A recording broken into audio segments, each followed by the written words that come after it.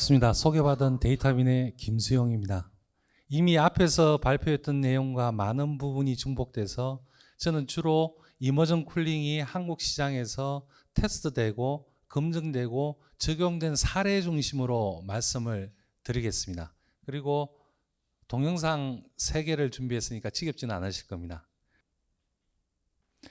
우선 데이터빈은 2016년도에 만들어진 스타트업 기업입니다. 데이터 센터에 새로운 서버 냉각 솔루션을 개발하고 제공하기에 아주 적합한 기업이라고 생각합니다. 왜냐하면 이 새로운 부분이 아직 상용화되기 전이지만 꼭 필요한 기술, 그 필요한 이유에 대해서 잠시 후 살펴보기 전에 이머전 쿨링 이해도를 높이기 위해서 짧은 동영상 하나 보고 추가 설명드리겠습니다.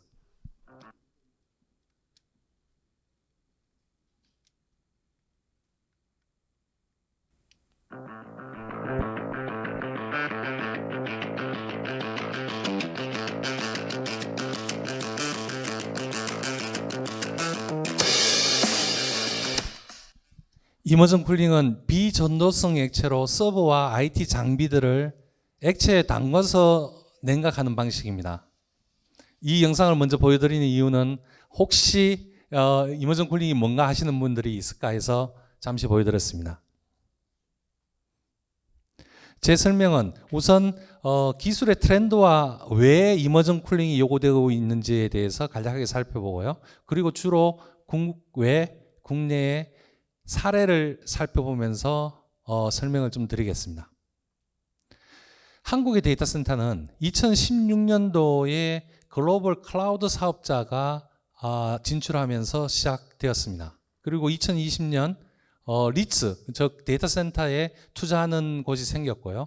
지금 2023년도에는 보다 다양한 사용자와 운영자들이 나오면서 연선장률 45%, 2029년 약 한 8조 원 시장이 예측됩니다. 그러면 이머전 쿨링이 왜 필요한데? 그래서 이머전 쿨링은 간단합니다. 더 이상 공기 냉각으로 유지하면 기술적으로 어려움과 비용적으로 많은 비용들이 소용된다는 것입니다. 첫 번째로 보면 기후 위기 시대, 탄소 중립 시대가 요구하는 각종 규제들 지켜야만 기업이 지속 가능한 경영이 가능한 시대가 도래했습니다. 예를 들면 2050 탄소 중립법, 탄소 국경세, 탄소 배출권, 아리백 캠페인. 기업은 기업의 본 생산 활동을 영위하기 위해서 지켜야 될 규제들이 있고요. 두 번째로 더 중요한 부분입니다. 앞쪽에서 슈퍼마이크로에서 설명을 드렸듯이 더 이상 공기 냉각으로 가능하지 않은 액체를 사용해서 서버를 냉각해야 되는 기준인 350W TDP. 이거는 미국의 애슐의 기준입니다. 고집적 서버들이 나왔다는 겁니다. 그 서버를 사용해서 나의 생산력을 혹은 나의 생산성을 더 높이기 위해서는 새로운 쿨링 방식이 필요합니다. 세 번째는 초기 투자비, 운영비 이 부분에 있어서 혁신이 일어나야 될 거라는 것입니다. 전기 먹는 하마라는 데이터 센터가 이제 그 오명을 벗어날 수 있는 새로운 기술이 필요한 시대입니다. 짧게 에어 쿨링, 다이렉트 투 칩이라고 하는 D2C 그리고 이머전 쿨링이라고 하는 걸 비교해 보면 가장 큰 차이점은 에너지의 사용량입니다. 즉 냉각 효율의 차이입니다. 에어 쿨링 대비 이머전 쿨링은 PUE가 1.6에서 1.1로 낮아지고요. 40메가와트 데이터 센터를 예를 들면 연간 약 200억 원의 전기 사용료 차이를 보여줄 수 있는 수치입니다. 좀 더 자세히 앞에서 말씀드린 IT 기기의 발전, 즉 집적도가 높은 고성능 서버의 출현에 대해서 잠시 살펴보면 인텔은 자사 로드맵에서 2023년 올해 300W, 350W 개발 로드맵을 내놨고요. 2025년 750W 개발 로드맵을 제시하고 있습니다. 오른쪽에 보시면 미국 공조협회에서 제시하는 즉 효율적인 서버 냉각 방식에 있어서 350W TDP 기준으로 봤을 때 액체를 사용해야 될 시점이 되었다라고 말하고 있습니다. 그러면 이머전 쿨링이라는 게 우리나라에서 데이터 빈만이 혹은 특정 사람들만이 얘기하는 것일까? 그러지 않습니다. OCP를 중심으로 글로벌 표준화되고 있고 거기에 따라서 글로벌 기업들이 움직이고 있습니다. 제일 왼쪽 사이드를 보시면 이머전 쿨링에 필요한 냉매를 생산하는 글로벌 기업들의 움직임들입니다. 국내 기업으로는 SK 엠무브, GS 칼텍스가 있고요. 제일 오른쪽으로 보시면 이 서버 쪽의 회사들 또한 움직이고 있습니다. 조금 전에 발표하셨던 슈퍼마이크로도 이머시블 서버를 발표했고요. 델도 이머시블 서버를 발표했습니다. 거기에 발맞추어 이런 환경에서 가운데 위치한 곳이 이머전 쿨링 솔루션을 제공하고 있는 이머전 쿨링 서비스 프로바이더들입니다.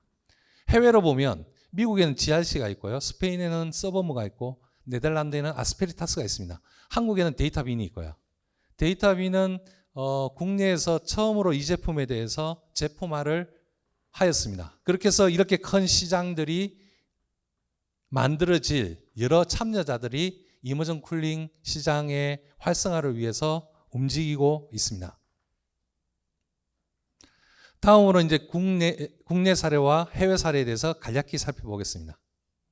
해외에 보면 하이퍼스케일의 데이터 센터, 즉 40메가와트 이상급의 데이터 센터에 다수 적용이 되고 있습니다. 여기에 적용된 기술들은 여러 가지 이유가 있습니다. 첫 번째는 탄소 중립이라고 하는 키워드가 있고요. 두 번째는 에너지 효율을 높이기 위해서이기도 합니다. 이런 사례들을 좀 더 자세히 살펴보면 중국 같은 경우 알리바바가 가장 먼저 이머전 쿨링을 자사 데이터 센터에 상용화하기 시작했습니다. 여기서 보여드리는 자료는 알리바바에서 이머전 쿨링을 적용하고 난 결과로 발표한 자료 중에 제가 보여드리는 건데, 첫 번째는 전력 소비입니다. 서버는 기본적으로 공기 중에서 운영하기 위해서 팬이 작동됩니다. 팬이 서버 전체 전력에 차지하는 비중은 13%에서 높게는 30% 정도 됩니다. 그래서 이머전 쿨링을 적용한다는 의미는 팬을 제거함으로써 전력을 세이브할 수 있는 부분이 있습니다. 알리바바는 36%를 절약했다고 했습니다. 팬이 제거됨으로써 절약되는 전기, 공조장치가 필요 없음으로 해서 절약되는 전기. 두 번째, IT 서버 관점입니다. 이전에 발표하신 분들은 주로 시설 측면, 데이터 센터 큰 측면에서 말씀하셨는데, 저는 IT 쪽 입장에서 보면 IT 서버 장애에 대해서 대응하는 능력 또한 매우 중요한 포인트라고 생각됩니다. 냉각 장치가 고장 났을 경우에 얼마만큼의 대응 시간과 얼마만큼의 저희들에게 시간을 주느냐는 부분입니다. 공기 냉각을 사용했을 경우에 장애에 대응할 수 있는 시간은 5초로 보고되고 있고요. 이머전 쿨링을 사용했을 때는 30분입니다. 이 시간이 어떤 의미인지는 모르겠으나 IT를 운영하는 사람들 입장에서는 장애 대처 혹은 대응할 수 있는 큰 의미 있는 숫자라고 생각합니다. 그리고 그 다음 문제, 서버의 장애율에 대한 문제가 있습니다. 서버의 주요 장애의 원인은 첫 번째가 습기, 두 번째가 먼지, 진동 이런 순으로 나갑니다. 근데 이머전 쿨링이라고 하는 환경은 공기와 차단된 액체 속에서 서버가 운영됨으로써 그런 모든 요소들이 배제됩니다. 그래서 서버의 사용 기대 수명이 30% 늘어난다고 보고되고 있습니다. 마지막은 근무 환경입니다. 이머전 쿨링 환경은 20만 평의 데이터 센터가 냉장고로 운영되고 있습니다. 온도는 한국의 경우 19도에서 23도로 유지되고 있고요. 그렇지만 이머전 쿨링 기술이 도입된다면 서버 냉장고에서 운영되는 서버 시스템별로 냉각이 유지되고 사람들이 근무하는 기온은 일반 온도요, 25도, 26도가 될 테고 소음이 없어집니다. 엔비디아에서 발표한 H100 서버가 설치된 곳에 가서 소음 측정을 해봤더니 96데시벨이 나왔습니다. 이거는 주변에서 방음 시설이 없으면 운영이 불가능할 정도. H100 시스템이 사용하는 전력량이 5kW에서 10kW입니다.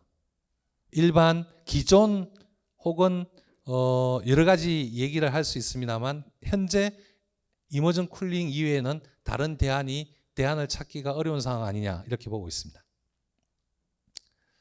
다음으로 이제 국내 사례를 보겠습니다. 데이터비는 이머전 쿨링을 개발하고 첫 국내 실환경 사례를 가지고 있습니다. 그것은 한국에너지기술연구원이고요. 한국에너지기술연구원의 고민은 어떻게 시작됐냐 하면 첫 번째 공간의 문제였습니다. 두 번째는 전력 밀도의 문제였고요. 세 번째는 매년 8대씩 증설하는 서버의 사용 패턴의 문제였습니다. 즉 공간은 한정되어 있고 공급받는 전기는 200kW로 한정되어 있었습니다. 물론 도입하면서 단점 또한 없지 않았습니다. 첫 번째, 하드웨어 제조사가 워런티를 제공하냐는 문제 하나. 두 번째는 초기 도입 비용에 대한 문제였습니다. 그 결과를 보면 우선 에너지 사용량으로 보면 32%가 절감됐고요. 같은 공간에서 매년 서버가 8대씩 증설됐음에도 불구하고 전산실 온도는 6도가 낮아졌습니다. 6도가 낮았다는 의미는 그만큼 더 서버를 증설할 수 있다는 얘기입니다. 두 번째 문제가 발생했습니다. 첫 번째는 2021년 11월에 저희가 공급을 했고요. 두 번째는 올해 3월에 공급을 했습니다. 이번에 직면한 문제는 200kW 수전 용량에서 180kW를 쓰고 있다는 겁니다. 전기를 어떻게 더 늘릴 거냐? 그래서 이머전 쿨링을 다시 도입해서 일부 시스템이 이머전 쿨링 속에 들어가면서 거기서 절약된 32%의 전기량으로 올해 내년 2026년까지 매년 8대씩의 서버를 추가 증설할 수 있는 것으로 확인이 되었고 그렇게 진행하기로 계획을 잡고 있습니다. 네, 다음은 이제 한국에서 이머전 쿨링 시장이 혹은 이 기술이 상용화, 보편화되기 위해서 무엇이 필요한지에 대한 얘기들을 하고 데이터빈에서 이루어낸 성과들에 대해서 짧게 공유드리겠습니다. 이머전 쿨링 시장은 어느 한 회사가 솔루션을 제공한다고 해서 어느 한 회사가 신뢰도를 얻는다고 해서 만들어질 수 있는 시장은 아니라고 생각합니다. 이 생태계, 즉 데이터 센터를 이루고 있는 생태계의 많은 플레이어들이 같이 기술을 개발하고 공유하면서 만들어질 수 있는 시장이라는 생각이 듭니다. 그래서 우선 냉매를 생산하는 제조사들이 있을 겁니다. 글로벌 기업으로 보면 쉘, 3M, 훅스, 토탈 이런 데가 있을 거고요. 국내는 GS 칼텍스, SK 엠무버 등이 있을 거고요. 그리고 데이터 센터를 설계 시공하는 기업 또한 여기에 참여가 필요합니다. 데이터비는 삼성 물산 건설 부분에 데이터 센터 팀하고 협업을 하고 있고요. 서버 회사들이 매우 중요한 역할을 해줘야 됩니다. 슈퍼마이크로가 이전에 D2C라고 해서 다이렉트 투 칩이라는 기술을 소개했듯이 다음번 OCP 세션에서는 슈퍼마이크로가 이머전 쿨링 서버에 대해서 발표했으면 좋겠습니다. 그래서 글로벌에서 보면 델과 슈퍼마이크로가 이머시블 서버에 대해서 발표를 하고 있고요. 국내 기업으로 보면 아까 테라텍에서 발표하셨듯이 여러 군데에서 제품을 준비 중에 있습니다. 그리고 데이터빈이 국내에서 가지고 있는 사례들입니다. 먼저 설명드린 고객사의 실환경에 적용된 한국에너지기술연구원의 사례가 있습니다. 서버룸 온도는 6도가 낮아졌고요. 전기량은 32%가 세이브되는 결과가 나왔습니다. 그걸 증빙할 수 있는 것은 21년도에 1차 도입, 23년도 3월에 2차 도입이 그걸 말씀드릴 수 있습니다. 두 번째는 대기업 건설사에서 같이 공동 개발을 하고 있습니다. 그 대기업은 왜 데이터빈과 손을 잡고 개발하느냐? 데이터 센터 시장에서 새로운 무기를 데이터 센터 설계 시공에 있어서 또 하나의 무기를 가지기 위해서 같이 개발을 하고 있고 공동 개발한 결과는 PUE 1.6에서 1.1급 데이터 센터 설계 표준안을 만들 수 있었습니다. 전기요금은 연간 450억대에서 300억대, 즉 이거는 30메가와트 기준으로 산정된 내용입니다. 세 번째는 이머전 쿨링 시장에 있어서 서버 제조사와 동등한 자격을 가지는 반도체 제조사입니다. 반도체 제조사는 서버사의 반도체 제품을 납품하면서 이 시장에 같이 참여하고 있는 기업인데 그 또한 향후 도래할 이머전 쿨링 시장에서 워런티를 제공하기 위한 검증과 사전 테스트가 필요한 상황입니다. 그래서 데이터빈과 함께 1년 동안 그 자사 제품에 대해서 이머전 쿨링 환경을 했을 때 어떤 변화가 일어나는지 기능은 제대로 되는지, 물질은 화학적인 반응이 일어나는지 않는지를 검증하고 있고요. 그리고 올해 이제 그 자사가 보유한 데이터 센터의 운영 환경에 이머전 쿨링을 일부 접목을 해서 프루브 오브 컨셉 POC를 진행하기로 예정되어 있습니다. 마지막 쿨런트 개발 회사입니다. 쿨런트 개발 회사 또한 이 쿨런트가 IT 서버와 문제가 없는지에 대한 테스트가 의뢰되었고 이제 7월부터 테스트를 진행해 드릴 예정입니다. 한국에서 이머전 쿨링 시장은 서서히 준비되고 있고 그 준비하는데 참여한 여러 스테이크홀더들의 노력으로 인해서 2025년이면 상용화될 것으로 기대하고 있습니다. 다음은 이머전 쿨링이라고 하는 영역이 다른 산업군에 적용될 수는 없을까? 혹은 같은 고민을 하고 있는데 이머전 쿨링이 적용되면 효과를 발휘할 수 있지 않을까라고 생각되는 영역입니다. 첫 번째가 UPS, 즉 2차 전지에 관련된 문제입니다. 지난 카카오 SK 분당 데이터 센터에서 일어났던 일은 2차 전지의 열폭주였습니다. 그럼 열폭주를 막기 위해서 이머전 쿨링이 적용되면 어떤 효과를 나타낼까? 그래서 데이터비는 국내의 2차 전지 패키징 업체와 같이 테스트를 진행하고 솔루션을 준비 중에 있습니다. 우선 동영상을 보여드릴 텐데요. 동영상을 보시기 전에 테스트 환경을 보면 2차 전지를 구성하고 있는 셀들을 이머전 쿨링 용액에 둔 상황에서 한 배터리 셀을 폭주시켜 봅니다. 그러면 이머전 쿨링 용액에 담겨 있던 거와 담겨 있지 않는 것들이 어떤 반응을 보이는지를 보실 수 있습니다. 영상을 보시겠습니다.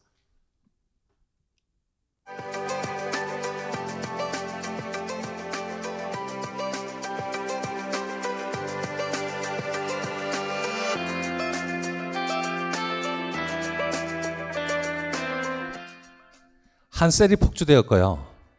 그러면 한 셀은 물리적인 충격에 의해서 폭주가 일어날 수밖에 없습니다. 폭주가 일어난 이후에 다음 셀에 영향을 주지 않느냐는 문제입니다. 3분이 지났습니다. 주변의 셀로 폭주가 전이되었습니다. 오른쪽이 이머전 쿨링 용액에 담겨 있는 거고요. 그 12분이 지나면 그 같은 공간에 있던 모든 셀들이 열폭주가 일어나게 됩니다.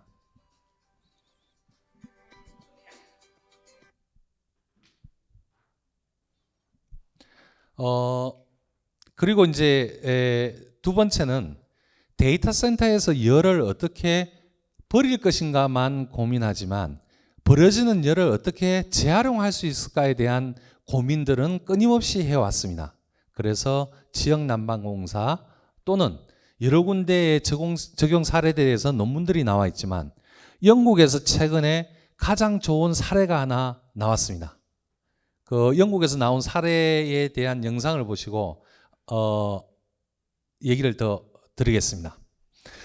데이터 센터가 수영장으로 갔습니다. 왜? 수영장은 물을 데필 열이 필요했고 데이터 센터는 데이터 센터를 식힐 물이 필요했습니다. 영상 보시겠습니다. 기어코 데이터 센터를 수영장에 가지고 간 기업까지 있다고 합니다. 아니 아무리 발열이 심해도 그렇지 그렇다고 수영장에 짓는 게 되겠어? 싶은데 데이터 센터를 설치한 수영장을 보면 다른 수영장과 다를 것 없이 풀장에서 열심히 수영하고 있는 사람들이 있는데 그 바로 밑에 층에 세탁기만한 크기의 데이터 센터가 있습니다. 그 안을 들여다보면 벌써 수영장물에 잠긴 건 아니고요. 열 흡수율이 높은 오일이 가득 차 있는 겁니다. 데이터 센터에서 가장 중요한 하드웨어를 이 안에 퐁당 담가 놓은 거죠. 오일이 기기에서 발생하는 뜨거운 열을 탐지하면 열은 파이프와 열 교환기를 거쳐 그대로 수영장 물까지 전달된다고 합니다. 해당 수영장은 시설 난방을 위해 연간 22만 2천 킬로와트가 필요했는데요. 데이터 센터 설치로 전체 열 필요량의 절반이 넘는 62%를 충당할 수 있게 됐다고 합니다. 아끼게 공개된 금액만 무려 연간 2만 파운드, 하나로 약 3,300만 원인 거죠. 심지어 친환경 기술인 만큼 탄소 배출량 25.8톤을 줄이는 건 덤이고요. 우선 여기에 접목된 두 가지 기술을 볼게요. 먼저 냉각 방식부터 살펴보면 수영장에 적용한 방식은 수랭식에 속하는 이머전 쿨링, 즉 액침 냉각. 그러니까 말 그대로 시스템 전체를 오일이나 물에 풍덩 담가서 열을 전달하는 방법인데, 밀도가 높아지니까 전면적상 제거해야 되는 발열이 더 커지니까 그 한정된 공간 안에서 하다 보니까 공기로는 한계가 있고, 그다음에 물로 하다가 감당이 안 되면 아예 담궈버리자. 그래서 이게 이머전 쿨링이 되는 거죠. 예. 네, 이게 영국에서 테스트되었고 실제 일어나서 우리 언론에 나왔고, 국내에 있는 케이블 사업자가 데이터빈 동영상을 쓰시겠다고 해서 같이 만들어져서 방송된 내용입니다. 이상으로 제가 소개에 준비된 내용들은 다 말씀을 드렸고요. 회사 간략하게 말씀드리겠습니다. 2016년에 저희가 설립을 했고요. 이머전 쿨링은 국내에서 최초로 저희가 제품을 상용화했고, 최초로 한국에너지기술연구원이라고 하는 실증 사례를 가지고 있습니다. 그래서 데이터 센터에 이머전 쿨링이 도입되는 환경, 즉 고객의 인식의 정도가 높아지고 제품의 신뢰도가 높아진다면, 그러면 저희들은 최선을 다해서 고객의 문제를 해결하기 위해 제품을 공급할 겁니다. 추가로 조금 전에 보여드렸던 UPS, 즉 2차 전지에 대한 화재 솔루션도 같이 보고 있고요. 그리고 폐열을 어떻게 활용할 것인가에 대한 내용도 저희가 준비하고 있습니다. 저희는 이렇게 구성되어 있습니다. 이 사람들이 모여서 같이 제품을 개발하고 솔루션을 개발하고 있습니다.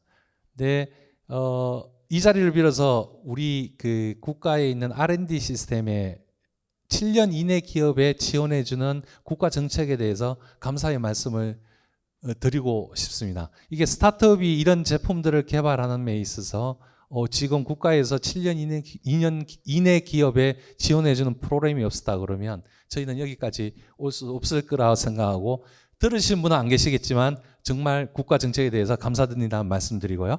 네, 이상입니다. 저기 설명 들어주셔서 감사하고, 이 시장에서 이 시장의 기술이 그 상용화 될 때까지 여기 계신 분들의 도움을 받아서 한번 열심히 만들어 보겠습니다. 감사합니다.